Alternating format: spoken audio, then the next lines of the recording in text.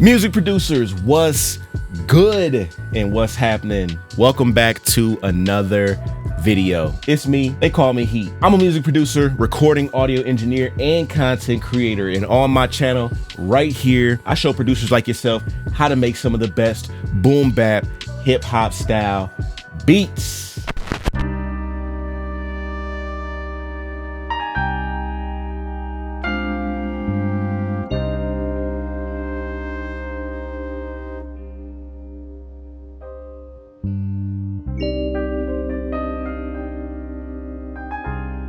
So I was sent some new packs recently and I'm just going through, the packs and just kind of messing around with this particular one. And I found this sample right here. It kind of gives me like that V-Don, Willie the Kid kind of vibe. So I'm actually going to chop this up and start messing around with this real quick. So I already found the loop and I was like, ooh, this will be a good video to, to cook this up on. So that's what I wanted to do. I want to do this with y'all. Right now, I am throwing the sample in the Fruity Slicer and then chopping it up into 32 beats. Let me put it on the mixer as well to kind of give it some effects. Of course, with me having the idea of like doing some Willie the Kid, V-Don stuff, I got to take the tempo to at least like 154. And then I'm going to go find some fire boom bap joints, you know what I mean? I kind of like that kick. I'm gonna put some EQ on that, of course. Well, first I'm gonna put the 1073 on there, UAD joint, you know what I mean? And then put the huge kick on there. I'm gonna move it above the parametric. Now that gives it that body, you know what I mean? That's like a primo kick right there. And this is a trick too that y'all can use as well. Like you gotta pitch your kicks up and down, these snares up and down, pitch your hi-hats up and down and stuff like that, because that will help make your drum sounds better. You know what I mean? Make them sound more full, because now, you actually are getting more of the transient, where if I play it faster, you know what I'm saying? You lose that. I'm gonna go down a little bit because that's kind of too fast. Compared to this, you lose the body when you're up higher, and that's just about 4 keys down. So, just a little trick for you while you're working on your drums. Just be sure to pitch stuff up and down to see how it sounds. Most likely when you're cooking up boom bap, a lot of the times pitching things down sounds a little bit better, but just experiment. So I got a kick. Let me go find a snare.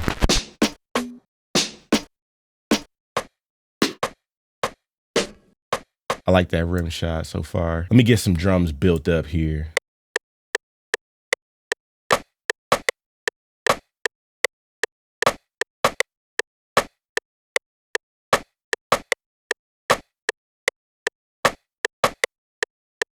All right, I got like a little drum fill idea for the end, which is why I didn't add in anything for that like last part. And also let's nudge these off. So we're gonna nudge them off time, not ahead of time, but off time. So I'm gonna nudge them about 5.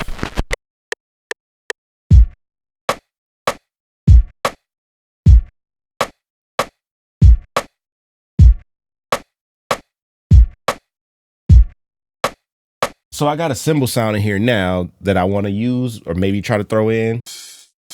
I think I want to put the sample over the drums and then start adding or filling in, I guess, the spaces that the sample leaves for me. You know what I mean? Because there's always open opportunity when you're dropping the sample in. You can always, y'all know what I'm talking about. Let me just see what the sample sound like real quick.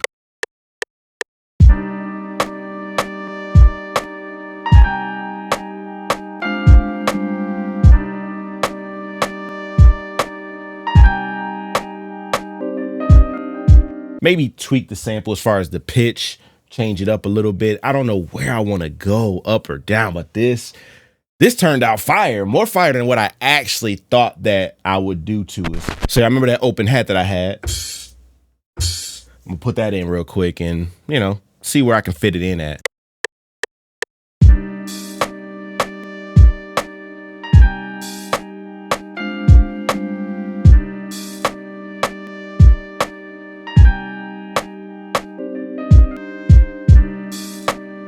Also, too, I think I might slow it down just a little bit. So we might go down to 152 versus 154. And there are other pieces within the sample that maybe I can do some type of change up for the next half. But I do want to put in like a drum fill or something at the end. I know I got something that will work.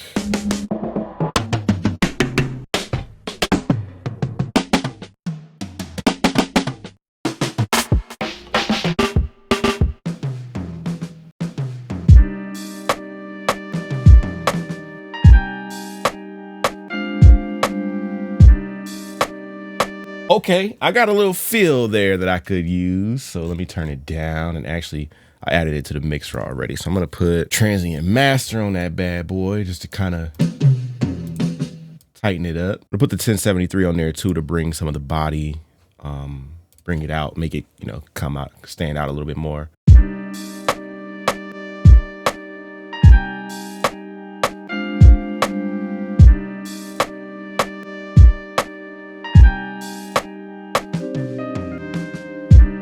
Now at the, like right on the one, I do want to put some type of open hat. I got one in there, so I might switch my pattern around a little bit because I feel like it might sound a little better on the one versus the two. We'll see. We'll see.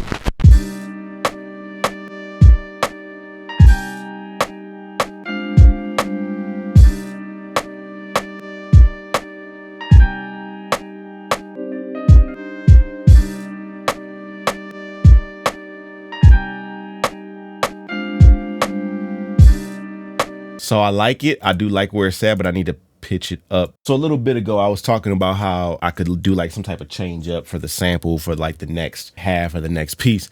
So I think that's what I'm going to go ahead and do, is do some type of little change up for this right here. Cause yeah, I think I got something for the sample, and I think I could do a little something different during that drum fill instead of having to do the same thing all the way through.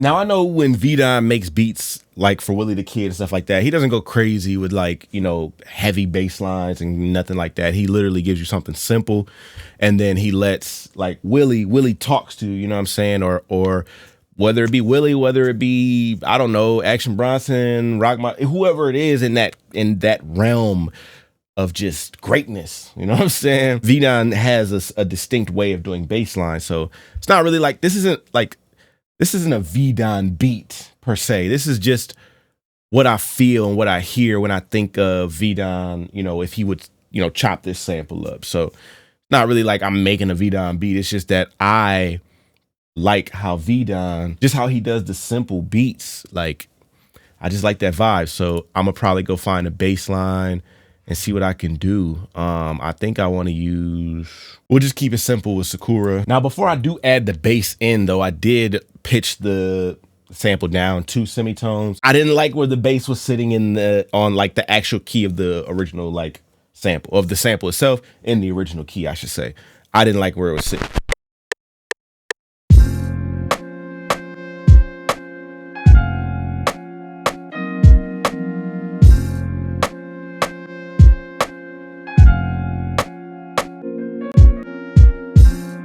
And I don't want to get too crazy with the bass. I might put like some extra notes in there, but I might not. I feel like this sounds pretty good where it's at so far. I think I could set this off too, with adding like some type of percussion loop that I have.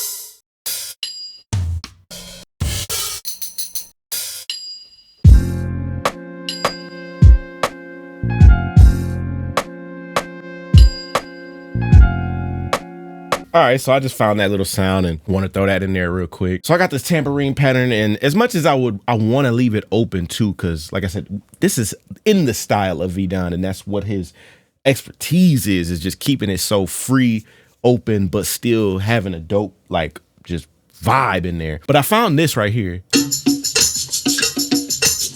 and I feel like that may take away the vibe, but let me just throw it in and just see what happens. You know what I'm saying? We're just going to time stretch it and just see how life goes when we do this. All right. This is how I experiment when I'm making beats. This is how I figure out, it's going to work, or doesn't work, or put it in there and just see and just sit on it and then come back to it. Like, I don't try to force it out and make it work. I'll just, you know, sit back. We're going to take these off time too. We're not going to keep them like all on time. So drag them off a little bit, give them that lazy vibe.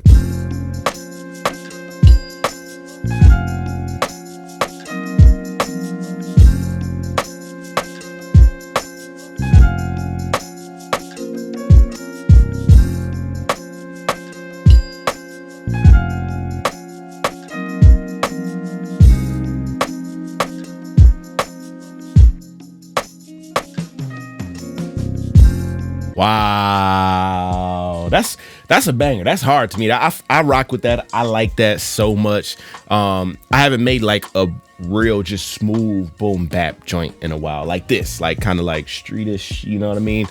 And just grimy, you know what I'm saying? Where you just come put the bars on it. Thank you for watching, everybody. Thank you for tuning into the video. I appreciate you for coming through. Shout out to everybody watching today. If you want the sounds that were used in today's video, be sure to head over to patreon.com/TheyCallMeHeat.